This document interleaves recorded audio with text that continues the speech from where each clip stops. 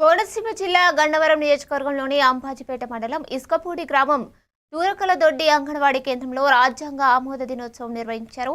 ఈ సందర్భంగా అంగన్వాడీ మేడం ఎన్ఎస్కేఎస్ లక్ష్మీదేవి మాట్లాడుతూ భారత రాజ్యాంగం 1949 నవంబర్ 26న రాజ్యాంగ పరిషత్ ఆమోదం పొందిన రోజని గుర్తు చేసుకున్నారు.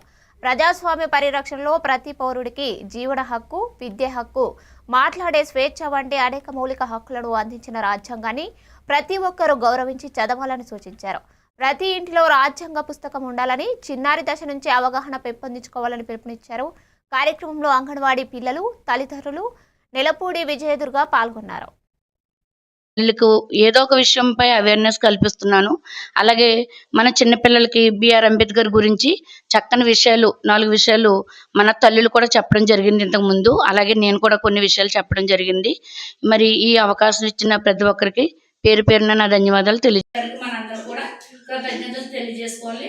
ఈవేళ భారత రాజ్యాంగ నిర్మాత దినోత్సవం శుభాకాంక్షలు అందరికీ. దేశ ప్రజలందరికీ న్యాయము, స్వేచ్ఛ, సమానత్వం ఇవన్నీ కలిగి ఉండాలని ఆయన మన కోసం ఎంత కృషి చేసి మంచి మంచి పుస్తకాలు రచించారు. అలాగే కనీసం 10th ఇంటర్మీడియట్ డిగ్రీ చదివిన ఆడపిల్లలైనా మగపిల్లలైనా మనం ఒక సెల్ ఫోన్ కానీ ఒక సినిమాకి తీసుకెళ్ళడం కానీ పక్కన పెట్టి మనం ఎక్కడైనా బుక్ షాపులకి వెళ్ళేటైతే ఒక మంచి పుస్తకం కొని ఇచ్చినట్లయితే రోజుకు ఒక పేజీ చెప్పిన చదివిన ఆడపిల్లైనా మగపిల్లైనా. కోనసీమ జిల్లా గన్నవరం నియోజకవర్గంలోని అంబాజీపేట మండలం